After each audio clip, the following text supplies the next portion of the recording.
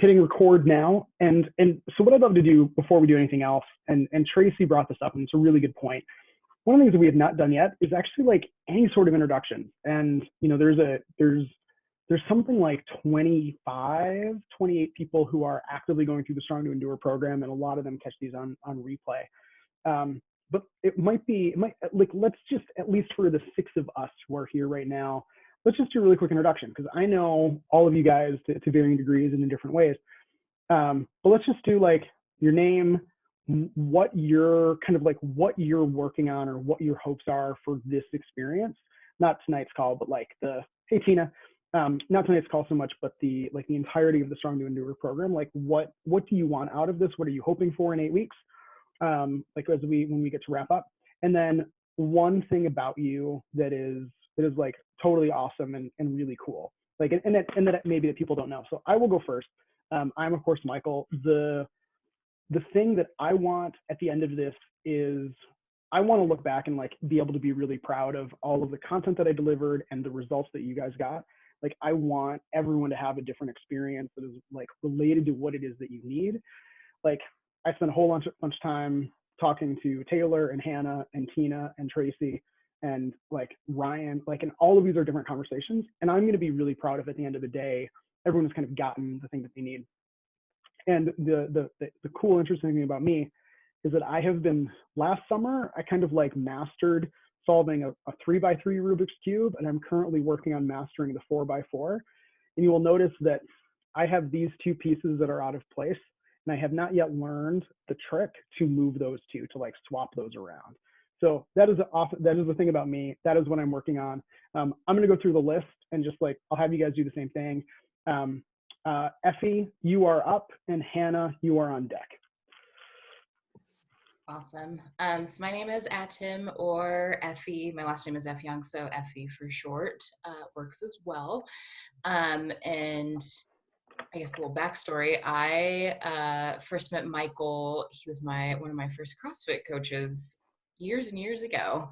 So that's how, a long time ago. That's how we have got to know each other. But I think my main goal with this program is just to improve, well, not just, my main goal is to improve my endurance, specifically with running. Most summers I run because I'm a fair weather runner. But I feel like every summer, like it just doesn't seem like it's progressing or like I'm getting better at it or anything like that. So that's my main goal, I think, is to just kind of improve that endurance and then be able to enjoy running and run a little bit faster, maybe for a little bit longer. And then one thing that is unique about me is in high school, I ran track and field and I did sprints. And I have 2 state records. Awesome. I had no idea. Killer. Thanks, Effie.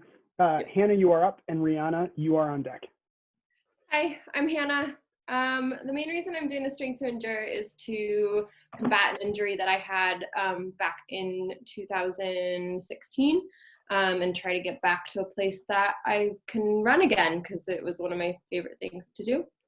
And yeah, I'm looking just to get back to running and be able to do like more than a couple miles without anything hurting, and just keep my endurance back up. And then an interesting fact about me is I love to garden, and I enjoy being outside and pulling weeds and figuring out where hoses go and things like that. So when I'm not working or not doing other exercises, I'm usually found in the dirt. Awesome. We may enlist you over here, Hannah, at some point. Like, if my wife decides that she's had enough of our lines, we'll just have you come do our sprinkler work. Rihanna, you are up, and Ryan, you are on deck. Hey everybody, I'm Rihanna. I'm new to this group. I actually have never met Michael in person. So, hello. What I'm looking to get out of this is just to kind of get back into shape. I took kind of a year off to just kind of reset my body. And so I'm looking to try something new and different, and look forward to enjoying hiking and biking, maybe a little running more. And something interesting about me is I enjoy tap dancing, and I feel like I'm pretty good at it. So Awesome. there you go. And Rihanna, you and I have a bunch of people in common, including Chelsea, right? Do you know Chelsea? Chelsea. Okay, Chelsea Wilson. No, so it was my mistake, because you and I connected via Instagram, right? Yeah, social media. Yeah. Awesome, right? Yeah, especially these days, it is incredibly present in our lives. Well, awesome. I'm glad you're here. Thank you. All right, Ryan, you're up, sir. Me, Ryan? Yeah, dude. I was cameras off because I just got back from a long run and I'm beat. That beard is coming in something fierce. Yeah, it's my COVID beard. I'm gonna let it grow. So yeah, a little late to the call. Sorry about that. But my name is Ryan. Been working with Michael for a couple of years in the gym and using the STE to transition my training. I was working on a lot of like slow uphill climbing type things. I was supposed to climb Mount Everest right now. Obviously that got canceled with COVID. So yeah, just transitioning to long endurance runs, get back into long distance trail running, and this is a great way to transition into that. So awesome. I don't have a fun fact, but I'll reuse my joke. Why don't they play poker in the jungle? There's too many cheetahs. Yep. The pain on everyone's face just now was absolutely delightful. Awesome. I'll go back on mute now. All right, Taylor, you're up. Tracy's on deck. Unmute. I'm Taylor. I've been working with Michael since 2016, I believe. Can you believe it's been that long? It's wild. It's been, yeah. I did the math, and like the gym opened summer of 2017. Like that's just insane. So I've known, so Effie, Tina, and Taylor, I've known you guys for like years now. Like crazy. Awesome. So I just had a baby a few months ago, and during my pregnancy just could not work out. I was sick. My pelvis was in a lot of pain. So I've basically taken a year and some off. And so my goal through this is to come back, kind of build from the ground up, build a good foundation, get strong again, and build my endurance. And working with Michael has kind of given me the best foundation of strength that I've had to be pain-free from previous injuries. So I want to continue that. And so yeah, that's my goal. And then something interesting about me, I'm studying herbalism right now, which I think is kind of cool. So awesome. Yeah. Thanks, T. Yeah. All right, Tracy, and then Tina Gilman, you're up next. Hi, I'm Tracy. I am I'm interested in just having a foundation to do all the things I want to do, because I want to do everything. So I want to be able to run more and consistently bike. I'd love to do triathlon eventually. And I want to be able to just go climbing with people and not be dead by the time I get to the wall. I'd like to be able to feel good, be ready to climb by the time I get there. So, and I guess a couple of interesting things or kind of unique things about me is I did complete a century ride a few years ago, and that was pretty cool. And I reference that training experience quite often. And I climb ice. Yeah, I feel like you and I still need to actually have the ice climbing stories. Like I have not gotten the full debrief of that trip, because that came kind of like as you and I were wrapping our stuff up before. Yeah, I think I didn't end up climbing as much as I would have because I was borrowing a harness that hurt, and so I didn't want to be weighting it. Yeah, understandably. Yeah. Thanks, Tracy. All right, Tina's up next, and then there's someone on a phone, like number ends in 2829. if you want to like introduce yourself, you can. I don't know I don't recognize the number offhand. So Tina, you're up. 2829, you're on deck if you want to. Okay. All right. My name is Tina, and what I hope to get out of Strong to Endure is just increased endurance. I love doing strength workouts, but I struggle more with endurance, and I have a friend that I bike with, and I'd love to keep up with her. And there's always at the end of our rides, like the last hill or just the last little bit before we get home, where she takes off and keeps going, and my pace slows down a lot. So that's what I want to get out of it.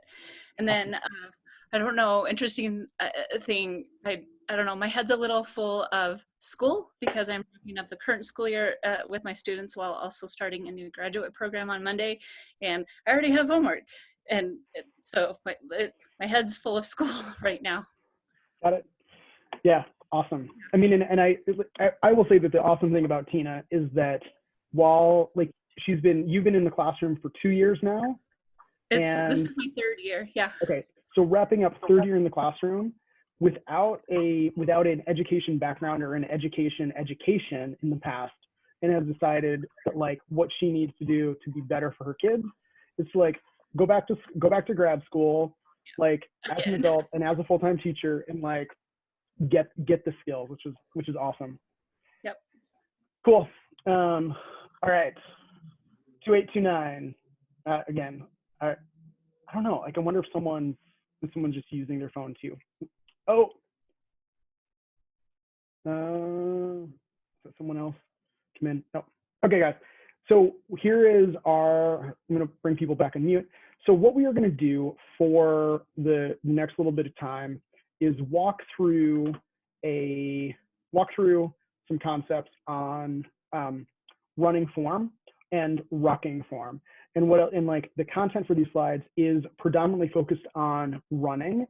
But if you are, and if you're running, great. If you're not, if you're rucking, or even if you are doing climbing approaches and hiking this summer, I want you to know that as we go through, I will really consistently make a note of where, like there's notes in these slides about how these things apply to walking, or sorry, to rucking or hiking. It's the same idea, right? Moving with some weight, moving with some load on your back. So I'm going to share my screen and then start up this deck, and we'll go through it. You guys are still on screen for me over on the side, so I can see you. So if you need anything, please feel free to just, you can raise your hand, you can type something into the chat, and as soon as I notice it, I will, I'll give you I'll ask what's up, and we'll go from there.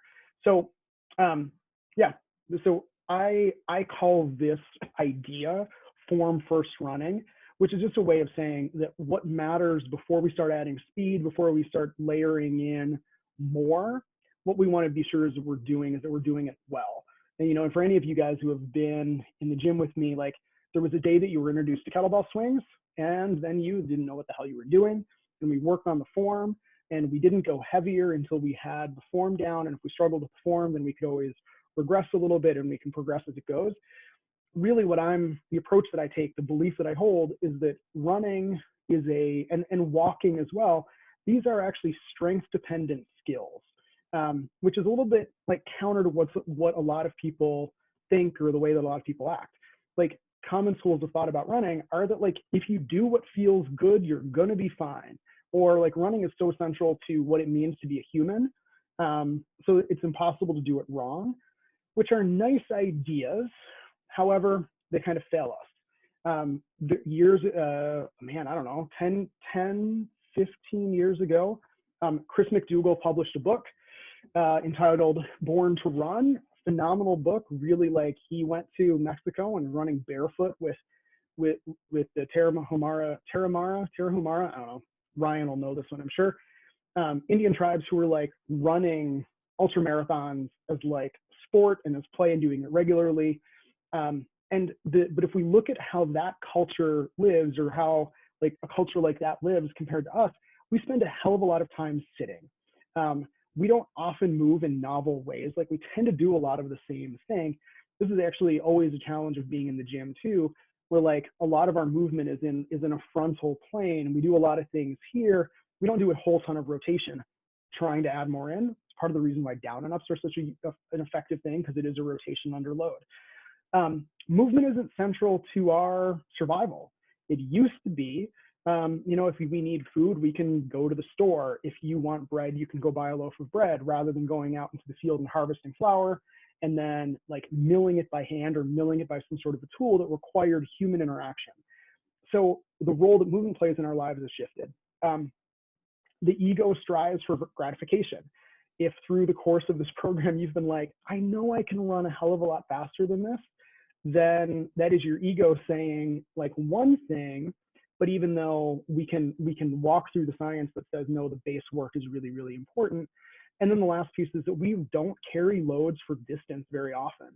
We are not required to. There's a phenomenal author, Katie Bowman, like her whole thing is that we were made to move. And Katie's kind of ultimate concept of what it means to be human is that each of us would have a farm that is 1.5 miles away from our houses. And we would walk there, several times a week with our kids, like maybe carry our kids on our back. We'd get down into the dirt, we'd squat, we'd kneel, we'd like weed, we'd take care of the plants, we'd harvest some stuff, put in our backpack, and then carry it back. And if we go through that, we've walked, we've carried, we've squatted, we've lunged, we've pulled, we've pushed. Like we're kind of doing all of the things that we like try to do in the gym. And so that view is just not how we live our lives anymore. And so to say we were born to run is potentially a little bit challenging, because we may have been, but then the way we have nurtured ourselves over time is not necessarily in line with that. So people have come up with different ways of talking about how to run. And I just got like a handful, giving you 6 examples here, and I'll talk about each of these real briefly. There is the pose method. There is a book. The author's name is Romanoff. I don't remember his first name. There was actually a pose workshop in Salt Lake City a couple of months ago. It may have actually been in March and then called off. I don't know. Brian McKenzie wrote a book called CrossFit Endurance, and he was basically taking Romanoff's work and using that as a basis for endurance training for the CrossFit world.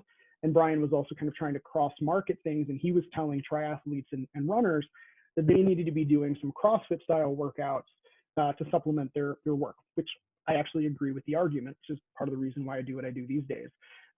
Danny Dreyer wrote a book called Chi Running, and Danny was an ultramarathoner he was an ultramarathoner who took up Tai Chi and started combining those two ideas to create a way of running. Full disclosure, the Chi Running book was what got me out of regular calf pain and Achilles strains. And I went through the Chi Running like curriculum up at a workshop in Massachusetts a long time ago. And then I went through the instructor training. So I've been through the instructor training for Chi Running. I've been through the instructor training for Mackenzie's CrossFit Endurance as well. I don't know if this still exists, but New Balance shoes for a while was marketing a school of thought called Good Form Running. They basically stole from Chi Running. It was really damn similar. There's the entire barefoot running movement. And then if you open a pair of Ultras, on the inside of the top of the box, there is guidance that says, set up your posture, lean, move your feet quick, keep your feet underneath you. All 6 of these ideas speak to functionally the same kind of running.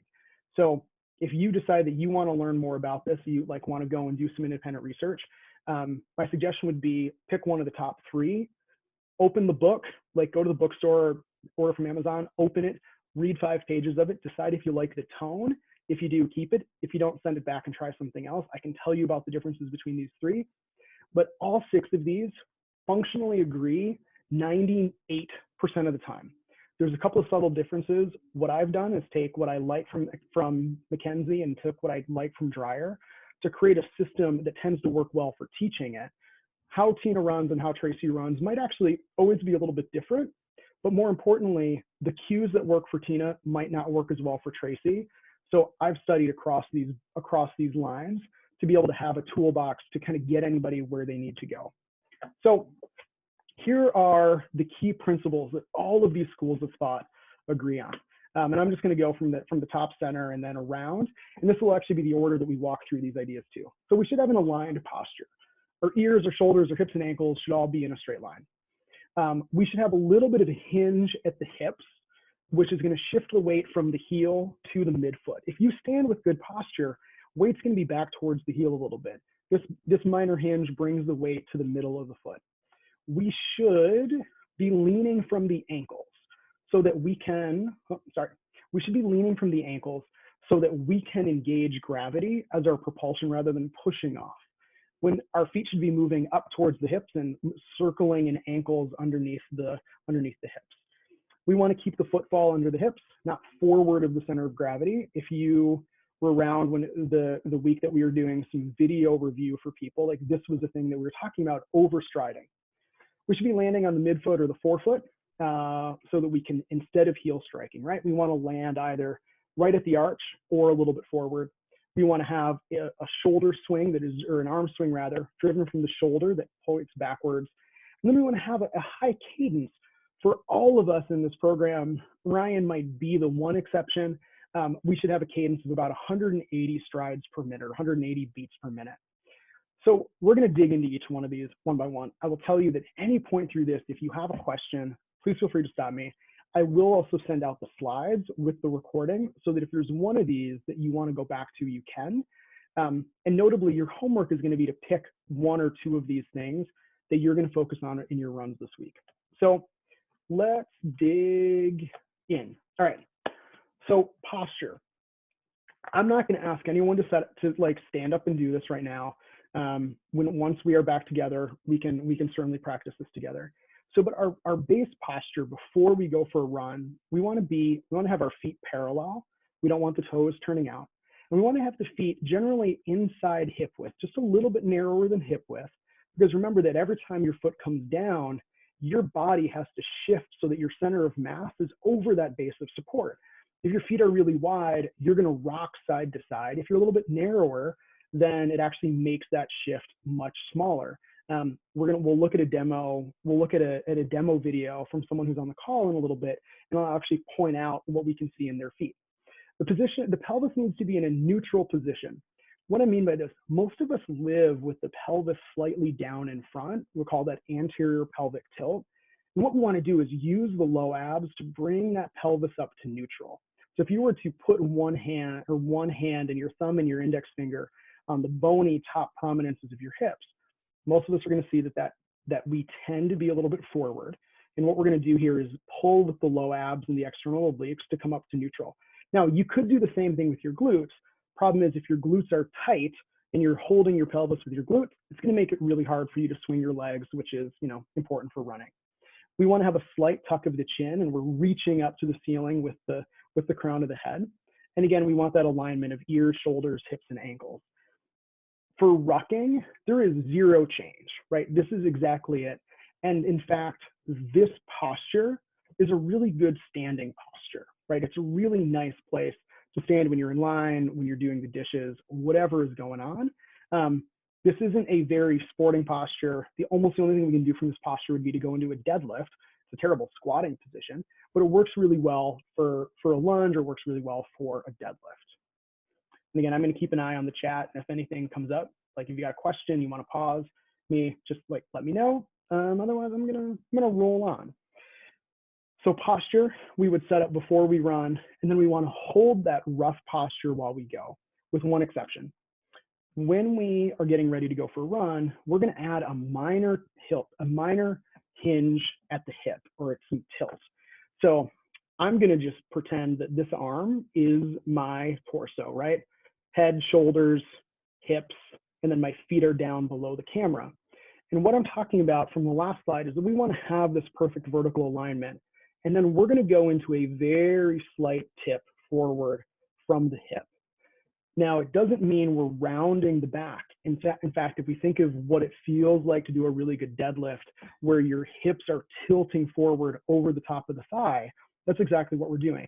How far are we going? It's probably 5, maybe 10 degrees.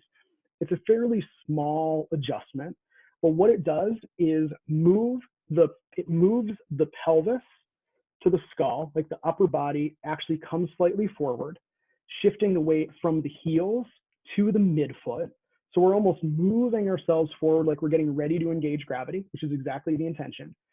When we're rucking or if we're hiking, the only difference is going to be that we're going to have more hinge based on the load placement. So it's not necessarily how much weight you have. If you have if you've got a 5-pound rock in your backpack, or you have a 20-pound rock in your backpack, if that rock is in the same position, you're going to end up with the same amount of tilt. Because what we're trying to do is bring the mass of the upper body, or the upper body with that backpack, over the center of the foot, right? So if you have a really deep backpack with a lot of load, if you've decided for whatever reason to put the heaviest part of your pack as far from your back as you can, which is exactly how to not pack a pack, what that's going to do is actually going to force you to shift forward further, to hinge further, and that's why we can end up with some irritation on the low back. So a little bit of a tilt will be small for a runner, and then bigger as we with the size of the load or the placement of the load on the back if we're going to rock. Again, this is something that we would set up before we run. We're going to check in with our posture. We're going to have a little bit of a tilt, this hinge at the hip, and then we are going to get ready to move forward via a lean from the ankles. So now I'm just going to start talking about this stick figure who's going to come up a couple times tonight. I want you to not do this now. My challenge for you would be to do this later tonight, tomorrow, but to actually practice this. When we go to lean from the ankles, it is essential that we keep the calves relaxed. What we can do is practice with a wall, where you're standing in front of a wall. So this is my body, this is my wall. And what I'm going to do is bring my hands to the wall and let myself fall forward, keeping those calves as relaxed as I can. What we want to do is keep the weight centered in the midfoot, even as we rock forward and back. And if you look at the stick figure, and Mirka did this for me a couple of years ago as marketing collateral. Taylor, just give me 1 second, and we'll come to that.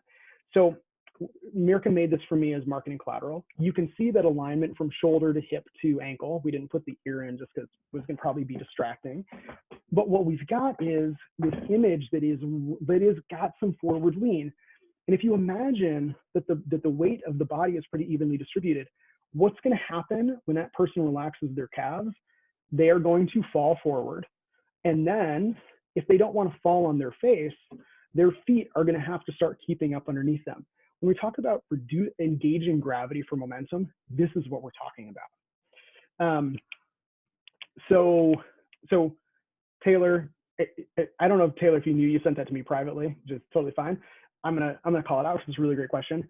If the weight is being carried in front, I don't know, because you're pregnant, what is that okay to happen? And would your body shift back? So, and I mean, in like body mass, or like even if we're just carrying something heavy on the front of our chest, what happens? Yeah, what'll happen is you will end up, instead of hinging forward, a fair amount, you're going to be a little bit more upright. It's actually the challenge of carrying a lot of mass in front. And this is probably an oversimplification, but for women who are pregnant and have low back pain, like what's happening is they're actually starting to lean back because they're bringing their center of mass over their feet, which is biomechanically the right thing to do. It is like a physics says that's the right thing to do. Problem, however, is that we're now going to get compression into the low back, which can be incredibly problematic. So there's probably an argument to be made of trying to balance that weight. I will get to play with this theory in like October and November once Sam is born, but it's like if I've got a 10-pound ballast on my chest, like the way to balance that out is probably going to be 20 pounds in a backpack, so that I can kind of find a sweet spot within that lean. So this is a really important piece too, and it's the reason why we're doing the run conversation right now and the form conversation is because in a few weeks we're going to start working on speed. In a few weeks we're going to start ramping things up, and this is what I need you guys to know. The more you lean, the more gravity you are going to pick up. The more the gravity you pick up, the faster you're going to go. So your degree of lean is your degree of speed. This stick figure would be moving at a if we say the stick figure's got 4 gears, which is what I usually use, our stick figure right now is running in his 2nd gear, right? 1st gear would be even a little bit less lean. It would be really slow. 3rd gear, we'd have to give him some like little stripies behind him to indicate how fast he's going. And 4th gear, he'd just have flown off the page to go catch the bus or try to get away from the tiger. So lean is our speed. Lean is how we add speed into the equation. For rucking, we almost want to go to minimal lean, and for walking or hiking as well. We're not going to need a whole lot of lean, because remember, you now have extra weight on your upper body that's going to pull you forward. It's going to act like it's adding gravity into the equation. So a little bit of lean is actually going to go a long way. And this would be true the taller we get as well. So, went backwards for a second. All right. So now I want you guys to envision that same stick figure, and I'll show them to you again. The pose method, this is actually a really nice point. Romanov's pose method, he called it pose because he was arguing that every time you take a stride when you run, and the same would be true for walking or rucking or hiking, that there is this moment where you are in a particular pose, you are in a particular position, and running or walking or hiking or rucking is nothing more than the fluid transition, the fluid connection of these postures back to back to back. So if we look back to our character for a second, like if this character is falling forward, the next thing that's going to happen is the leg that is close to us, the right leg, that foot is going to come down in front, and it's going to hit the ground, and it's going to keep our character from falling on his face, right? But every stride our character takes, he's going to come into this position that Romanov and I like to refer to as the figure 4 position. And if you look at the lower body, we can see why. So what's really important to note is that the foot has come up towards the butt as well as the knee coming forward. So this is how we run using the hamstrings and the quads. You know, within the running community, I had a conversation with a phenomenal young woman today. She's in her late 20s, has run her next big objective in the world is a 3-hour marathon. Like, badass, right? And she has no hamstring engagement. Her left hamstring will not work no matter how hard I try to make it cramp today. So like, this is mission 1 with her. It's going to be really fun. So part of it is like, if I can give her hamstrings again, what's she going to be capable of? And this is part of it. This is why all the hamstring work has been in the program, is because we need the hamstring to actually be able to pull that knee up, or to pull the foot up rather, even as the knee is being pulled forward by the quad and the other hip flexors. So let's come back to the slide. So that figure 4 shape is our pose. The foot pull is coming upwards towards the hips while the knee travels forward. We just saw that in the diagram. I really like this imagery, and I stole this from someone else. I stole this really from Brian McKenzie's book. But we want to envision that there is a rubber band that is pulling your heel to your ass. And every time your foot is on the ground, that rubber band is taut, and it is just dying to rip your foot back up off the ground. There's 2 big pieces there. One is it's that direction of pull. Rather than your foot going back and behind you, your foot is coming straight up and the knee is just moving out of the way. Again, think of the diagram. It also means that we are trying to minimize the amount of time our foot is spending on the ground, because that rubber band is just ready to go every single time. If we connect this to rucking, there is not a huge difference. Really, the only thing that is going to change when we think about rucking is that we're going to have a lot less pull. We just don't need to bring the foot up off the ground as high. So there's our foot pull. There's our figure 4. Okay, now the foot has to go back down, right? This is the place where there tends to be, this is like an easy place to make an error, right? Because when we run, like, we tend to think about pushing off of the ground. And if you're pushing off of the ground, that means that your foot needs to be on the ground. And I'm going to say right now, our objective is actually to minimize ground contact. We want to minimize the ground contact time.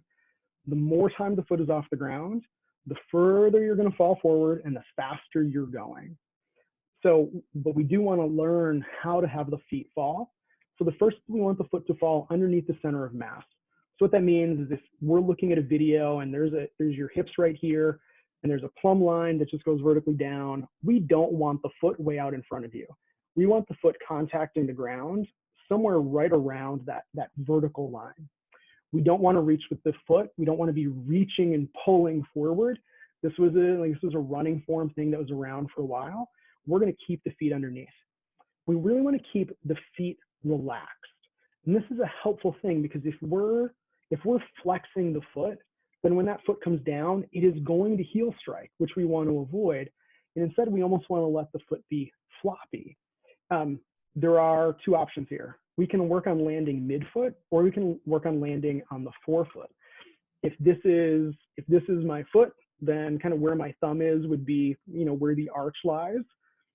Midfoot means that we are landing basically in line with the arch. Forefoot means we're landing not on the toes, but we're landing just behind the toes. If we land forefoot, we actually want to let the heel kiss the ground. This is the main difference between pose and chi running. Pose says forefoot, chi running says midfoot. Everyone that I know seems to have a preference for one of the other. They both work. Don't stress which one. Stress not landing on your heels and letting your foot relax, almost go floppy as it hits the ground. If we are rucking, then the change here is that you're going to be landing with the weight just in front of the heel. We still don't want to heel strike, right? But if this is again the arch, if I'm walking or rucking or hiking, that landing point is going to be just in front of the heel. And it is still landing, underneath the center of mass, but even just a little bit forward. So this is where the walk and the run are a little bit different. Okay, that's been a lot of chat. I want to show you guys an example of what this looks like. So as we get into this, first of all, thank you to Hannah. She was in with me on Monday, and we captured a little bit of video, and I said, hey, can I show that? And she said, yes. So we're gonna take a look at this. Now, I'm gonna play through it 2 or 3 times. First time, I just want you noticing what you notice overall. I'm not gonna tell you anything to look for. I just want you kind of getting an overall image of what's happening here. Let me find there's my player control. All right, overall image.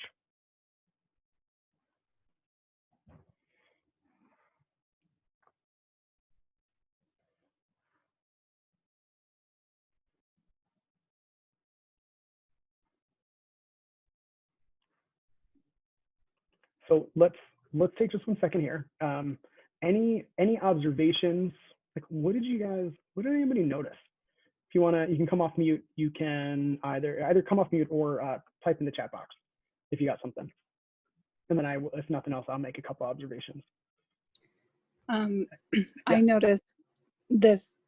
Sorry, I noticed this because I do it too. It's a lot of the shoulder movement, kind of back and forth. Yeah. Yep. There's a lot of yeah. Cool. I like it.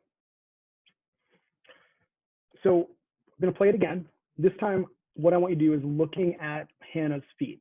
And we just went through 2 slides. We had some foot concepts, right? The first is that we want to see that pose position. We want to see the heel coming up and the knee traveling slightly forward. And the lower leg should be getting bisected by the thigh of the other leg. That creates the figure 4 shape. And so what we're looking at is the pull, that we see that hip to heel, or the heel to the hip. And then secondly is also where her foot is landing, and if she's landing with a heel strike or if she's landing with a relaxed foot.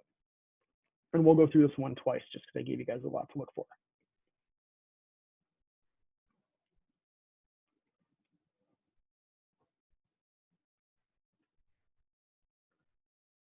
Notes, observations.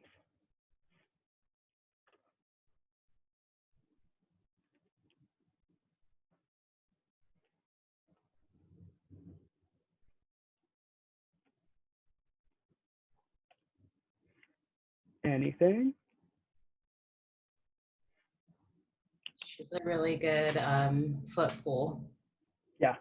Yeah, that foot pull is really nice, Effie. I agree. and does it anyone, let me just raise a hand.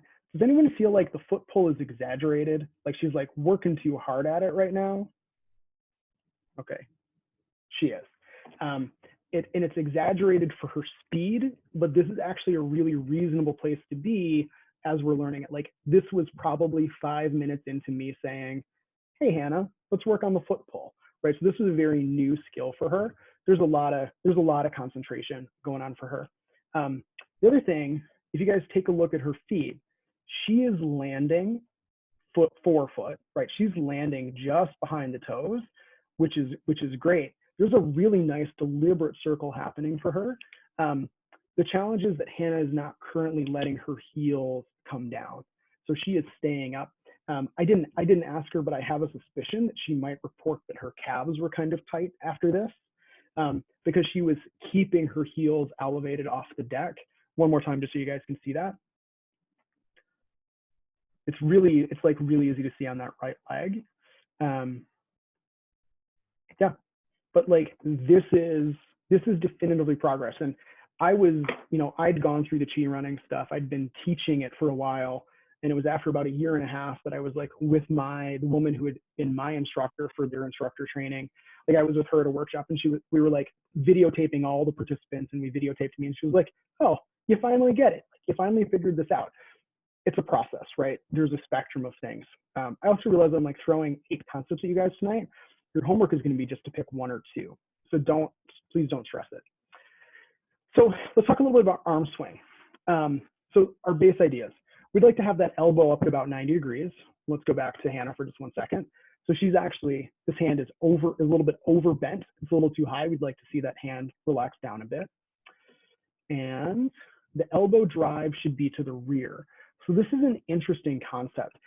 A lot of times we see runners reaching forward with the hand. What we want to work on is actually driving the elbow back as if you're going to like elbow someone who's coming up behind you. We want to see that the hands stay above the waistband, and we don't want the hands to cross center line. In other words, we don't want an arm swing that's pumping across from the right shoulder to the left shoulder. It's almost simplistic to say, but like you're not going that way. You're trying to go forward. So we want to move the entire body in the direction of intended travel. If we're rucking, then actually we have a shift here where the speed is going to dictate the swing. The slower you're going, the more you're going to actually have an arm swing that is driven from the elbow. And as you get faster, that arm swing will be driven more from the shoulder, with just a little bit of elbow movement. And again, if you like just think about like try to go for a really, really fast walk, the way that you swing your arms will almost naturally kind of fall in line with that particular idea. But when we run, the only difference with speed is the faster we're going, the faster the arm is going to pump, and the more vigorous it's going to be to the back. So I think, okay, so we've got Molly, and we watched this video of Molly before. We did it with kind of a broad view.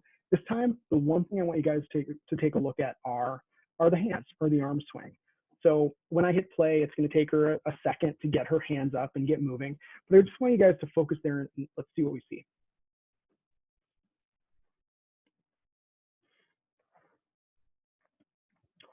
So I'll come back and replay. Immediate observations just on the arms, elbows, upper body.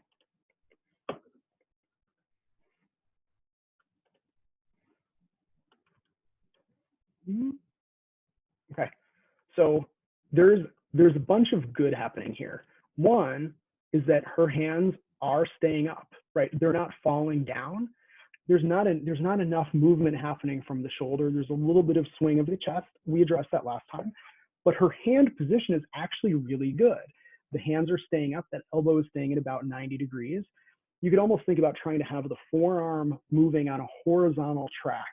And so the elbow angle is going to change, but the hand height's going to stay pretty constant. The other thing that Molly's got, and it's easier to see from the very beginning, her hands are not at any point crossing the center line of the body. They do come in a little bit, right? She's not like perfectly linear out here. There's a little bit of an inward angle. Well, why would that happen? because it's how your shoulders were made. It is simply the structural design of the shoulder is going to mean that as that hand comes forward, it wants to internally rotate a few degrees. No big deal. But again, we don't want it going cross body simply because that's pushing force in a different direction than the way that we're trying to go. So, you know, Molly's opportunity here is working on a hand on the shoulder and just getting that arm swing and getting a feeling for it. But I think at this point she was probably real focused on the legs and the camera and all of that. So let's go to our last component. This is our last piece for tonight. Cadence. So cadence is simply the measure of how fast are your feet moving, and the foot speed and your foot speed and your ground speed are two different things. This is true whether you are running, walking, cycling, swimming, right? You can change your stride length, and you can also change your stride rate. So when I say cadence, what I mean is your stride rate, and then pace is your ground speed, or speed is your ground speed. If we think about like being in the gym and being on the rower or on the skier, then your cadence is in the bottom left-hand corner of those screens, and it's literally just how fast are you turning your body over. So that's what we mean by cadence. For most people, what we know is that a cadence of about 180 beats per minute is the right place to be. There are exceptions, like if you have NBA qualifying femurs, then your cadence will be a little bit lower, probably more like 170 to 174. It is simply that you have a longer pendulum, you have a longer femur, you have a longer hip to knee length. That pendulum has to move with each stride. It is going to go a little bit slower because that's how you make a pendulum slower, is by making it longer. But for everybody that I know, again, Ryan could arguably have a longer femur.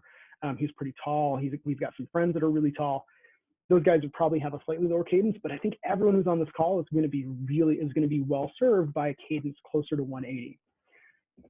Most people, if an easy way to do this would be to figure out your base cadence is like go for a run, and towards the end of the run, have someone come out and capture you running with your, with the video aspect of your phone, the video feature, and count, like start a stopwatch, watch yourself run, and count the amount of time it takes you to take 10 strides. Okay, it'll take a certain number of seconds.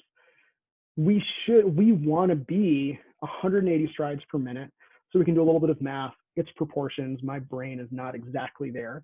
You could also just count the number of strides in 30 seconds, but you can actually calculate out where you are. Most people that I meet, the first time I do running work with them, are at about 160 to 165 strides per minute. Most of us run literally just too slow. And it's not about how fast you're moving. Hey, Andy.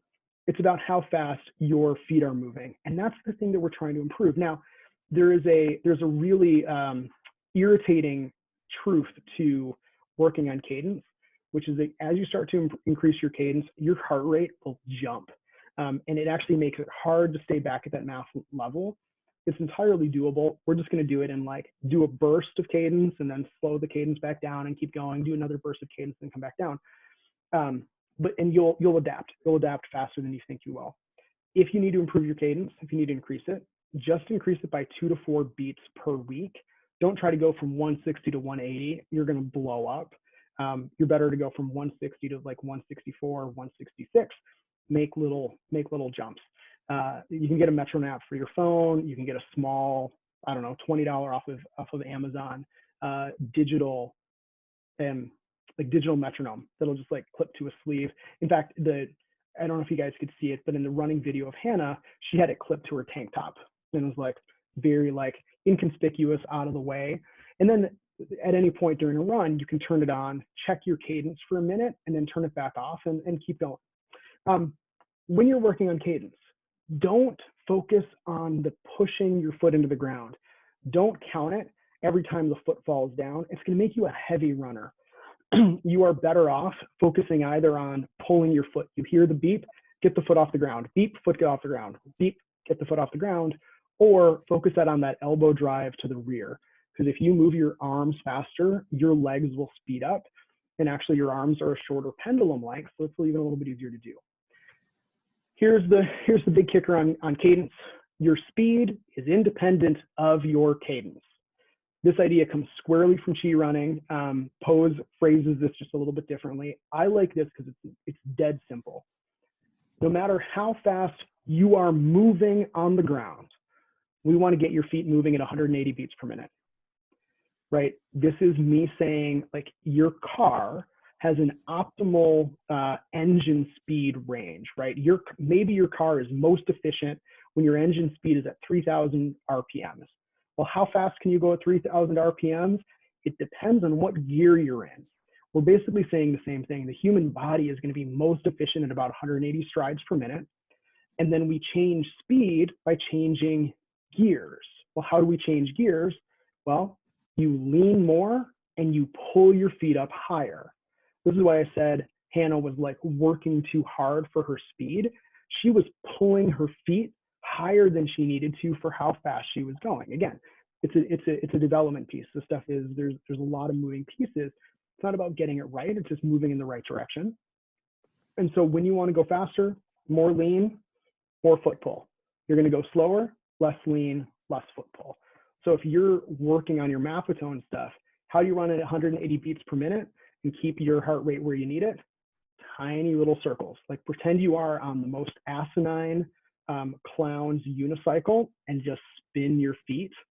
And then you can add speed to that later. If you are rucking, then all the rules go out the window. It is exactly the opposite of what I just said. If you're rucking, your speed is dependent on your cadence because your stride length is going to stay pretty consistent. And what we're going to do is we're going to move the feet faster. For rucking, our ideal cadence is, and this is walking too, like most of us walk at about 120 beats per minute almost automatically. And then if we want to go faster when we're rucking, we want to get those feet moving faster. And we're going to use cadence as our tool to increase speed. So let's look at one more video. This is Effie's. Effie, thank you for letting us do this. And we'll do the same thing we did. We'll do 3 views. First one, overall observations. Just what do you guys see? And then we'll talk cadence after that.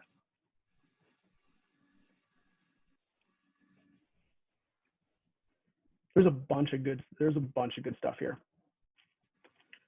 What do you guys see? And come off mute, type in the chat box.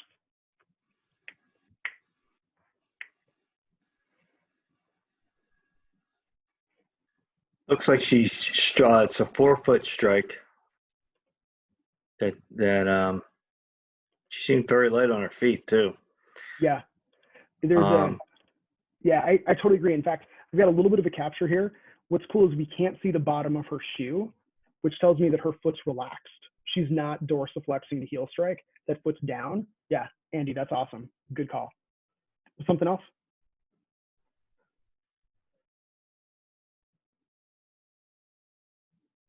Okay.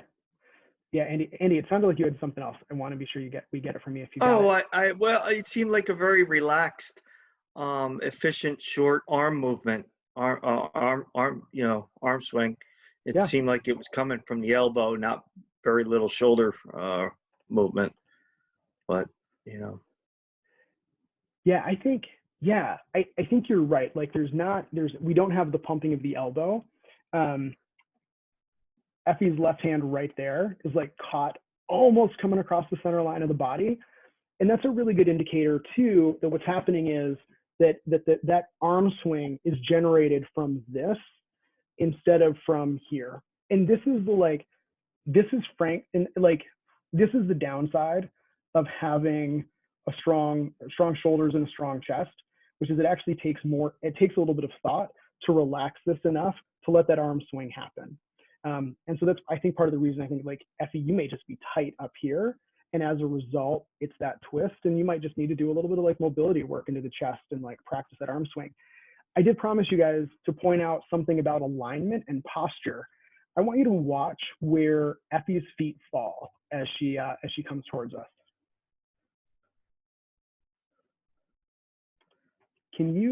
I would describe this as if some kid had drawn, if some kid had drawn a really straight line down the middle of the sidewalk. One foot is hitting on the left side of that line and the other foot is hitting on the right side of the line. And they're like, that alignment of big toes or arches or something is really pretty, it's really pretty impressive, right? She's not, man, it keeps happening. She's not on a tightrope by any stretch. It's not one foot in front of the other, but they're hitting almost in this orientation. That is awesome, right? That is the right, and for Effie's hip width and like for her build of lower body, that is absolutely ideal. Some of us might be a little bit wider. None of us should be any narrower than that, but that's a really, really nice foot alignment. And her feet are also pointing, like her toes are staying pointed straight at us pretty much the whole time. Phenomenal. Now let's talk cadence, because that's what we were about here. I did the math, and this is at about 160 beats per minute, maybe 162. And the math was what I counted 10 beats, or I don't remember what it was. I don't remember the math, but this is just a cadence thing. And so the work is just quickening up those feet and even taking slower strides. So like Effie's ground speed is great. Like this is a really nice, relaxed pace for her. What I'd love you to do is like maintain that pace, keep the stride. You're going to even shorten up the stride length, and you're just going to work on that foot turnover is going to be the big thing. And if you can work on faster foot turnover, almost automatically, the feet do a better job of staying underneath you. All right. We are to the close of this stuff, and we're like right at 7 o'clock too, so it's like good timing. Here's your homework. Here's your challenge for this particular week, which is to pick one or two of these pieces and make them your focus for 1 week. When I spent 2.5 days with Danny Dreyer up at this like yoga retreat center in the Berkshires in Massachusetts.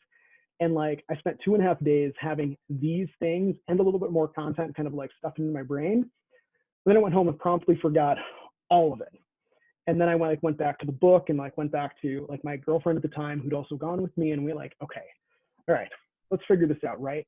And the first thing that we did was buy a metronome so that we could practice cadence. And what I realized really fast was that if I was hitting my ideal cadence, I couldn't stride very far forward. I had to keep my feet underneath me. So cadence was my starting point. And it's a really, really good starting point as long as the posture is already there. If you're losing your posture, then you're better off dealing with that first. Otherwise, I'd say go to cadence. You can download a free metronome app for your phone or buy a little thing. Either way will work. And then for every time you're going to go out for this week, pick one of those two focal points as your emphasis. And I don't mean go for a run for 30 minutes and obsess about your posture or obsess about your cadence. It will drive you nuts and it'll make you more frustrated with the process, and it just doesn't work. Better bet. Spend 1 minute out of every 5 minutes practicing it. Relax and then check back in. And you can set a timer on your phone or on your watch to like remind you every 5 minutes to check in and do that. Another way to do it is just like go for a run, and every time you get to a corner, pause for like check in with your cadence or check in with your posture, and then keep going. Maybe it's every couple of blocks. Or if you're gonna do this on treadmill, it's probably easy because you can keep track of the numbers. But don't obsess for the whole run. Spend a little bit of time focusing on it, relax your focus, and then check back in and see how it went. This works really well with cadence because you can turn on your metronome for 30 seconds or a minute, get on cadence with it, turn it off, run, just do your thing, and then turn it back on and see how far you slipped from where you want to be. All right, guys, that was all of this. Let's do questions, whatever comes up. And if you know your focus areas, and if you know your 1 or 2 focus areas, I actually challenge you to identify those. You can at least put them in your head if you don't want to share them with the group. But any questions that came up as we went through this?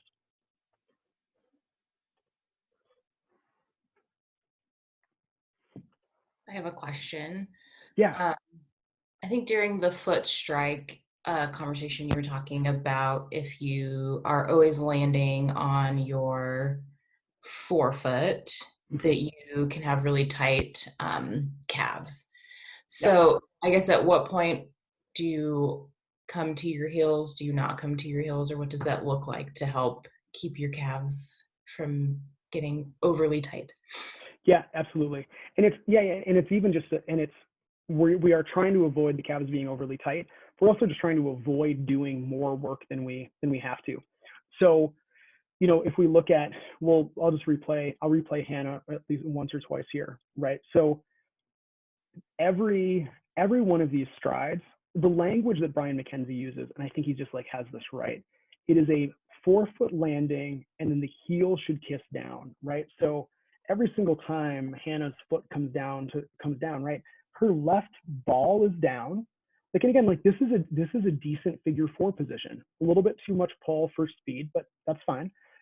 But it's this elevation of the heel, like that's that moment. Like right now, that foot should be in full contact with the ground, right? It's that foot is in its standing phase. So it should be forefoot, heel, and then the next moment, as that foot comes back another 2 inches, Hannah's going to kick it up to her butt, which she does. So Effie, does that answer it? Like this is the moment that heel should relax. A really good training tool is honestly a jump rope, right? Because you can, like with a jump rope, you don't have to go anywhere. You can do this in your living room. You can do it in your driveway, but it's an opportunity for you to practice that land forefoot, kiss the heel, land forefoot, kiss heel. And it ought to be, I mean, it's a millisecond, right? It is a very, very small unit of time that passes there. Because there is going to be a little bit of calf engagement, because that calf engagement actually supports the Achilles tendon. It supports the whole foot structure. So we want that calf engagement at the first moment of contact, but then we want to let it relax so that we can like it, because partially we're trying to use the foot as a shock absorber, right? Like right now, and not picking on Hannah, but like I think a lot of us might look, as we start to work with this, a lot of us are going to actually have this same thing happen. Like rather than acting as a shock absorber right now, Hannah's left foot is acting kind of like a lead tire, right? Rather than having an ability to absorb some of that force, all that force is just being taken and like brought up into the rest of the leg. Cool, Effie, that was a great question. Thank you. Anything else?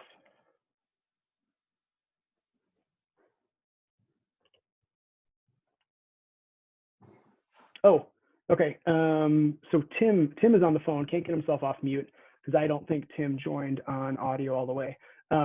There are, what he said was there are beat per minute based playlists on Spotify. He finds them helpful to do cadence work because he tends to adjust to the beat.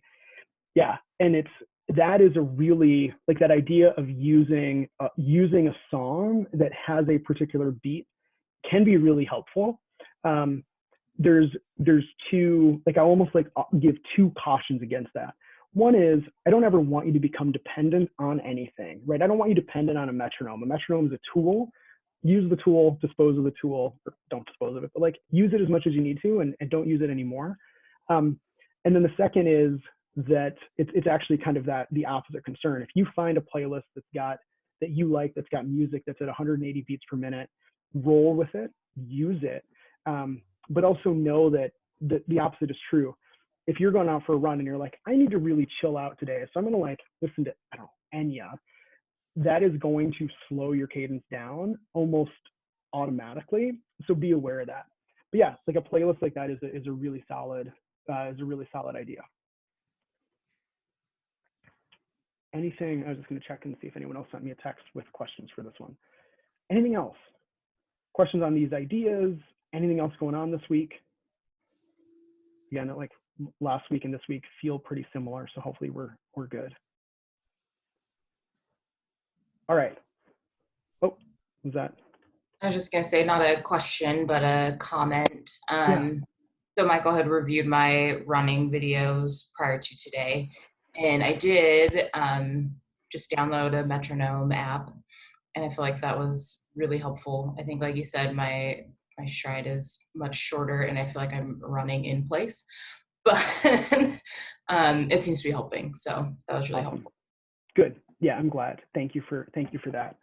It's the, the part of the story that I don't always tell. When I went through the Chi running certificate, I went through the Chi running like workshop, and then about at the end of that, I was like, I want to teach this. Like, this is cool stuff. I want to do this.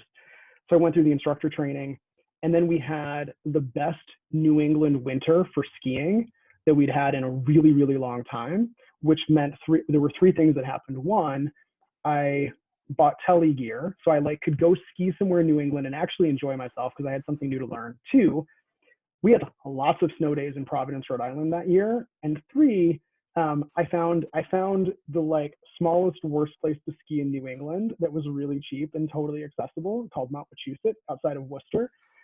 And I did no running all winter. And then that following spring, I was like, okay, I'm gonna start running again because the snow is done. I had no base endurance because I hadn't been building and I hadn't been doing any work for that in the winter. So what that meant was my heartbeat was only ready for me to go slow. So when I got started with Chi running back up again, like every cell in my body was like, you should be going slow right now. And it just forced me to be more patient with that process. So again, like it's another layer of thing, but please don't think that you have to get all of these things right now. Pick one or two focal points that seem like the things that you want to work on, either because I looked at your video and we talked about it, or because you just know, or it's something that you find really interesting. Pick one or two, play with it, be patient with yourself. We will do we're going to do a really quick part 2 of this next week, which is going to deal with changing gears and deal with speed a little bit more, again, because part of this is getting us ready to get into speed work when we get into the back half. All right. I got a question.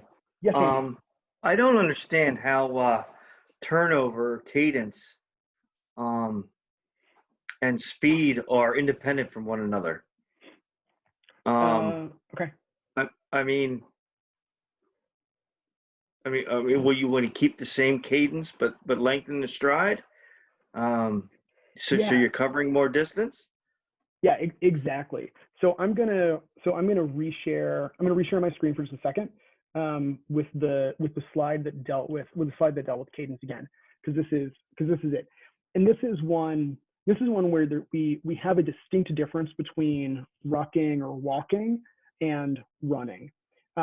With a run, we do want to maintain a constant cadence. And we can go, I gave the analogy of a car that's most efficient at 3,000 RPM engine speed.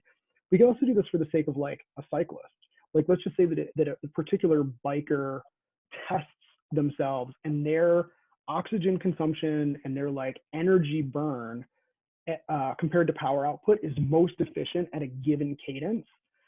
Well, how does that person go faster or slower? They change the gear that they're at on the bike, right? They're going to try to hit that efficient cadence, that efficient body movement, and then change the speed, or change their gears to change their speed. But same thing kind of happens in a car. So for running, that's what we want to do. We want to have that high cadence. And part of the reason for the high cadence with the run too is we want to minimize the amount of time that we are in contact with the ground. Every time your foot comes into contact with the ground, there is an upward force. That upward force is, if there was never any upward force on the foot, no one would ever hurt their knees, like at least not without a catastrophic injury. But when that upward force, the more time you're on the ground, the more force there is, the more work your leg has to do. So part of this is about minimizing ground contact. When we go to ruck, we don't have as many options for stride length, walking or rucking. We certainly can. Like, we can take a big stride. We can be, the Beatles cover album, the Beatles cover art were like the big heel stride going forward. But the part of the idea of what we've gone through tonight, Andy, is keeping the feet underneath us and like moving the feet in circles underneath the hips. So we don't have the opportunity, rucking or walking, to take an enormous stride. So for rucking, speed will be controlled by cadence. Yeah, no, I mean, from your presentation. I got to change most everything.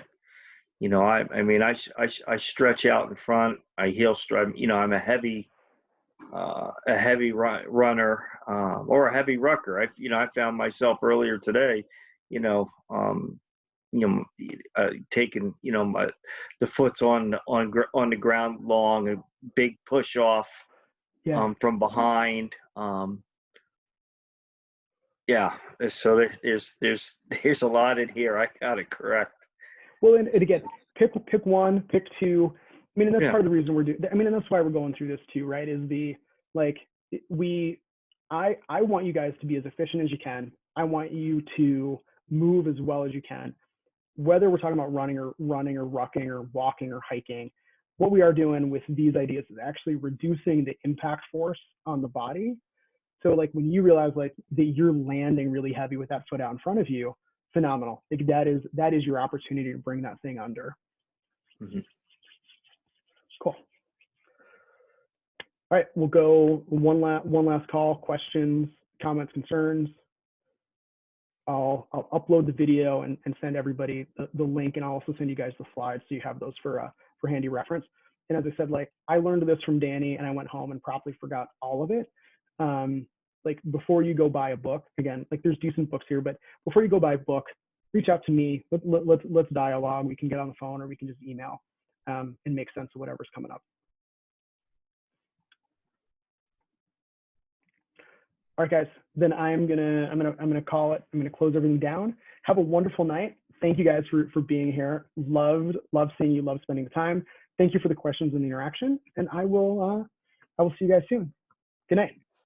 Thanks. Hi, Michael. Thank you. Good night, everybody.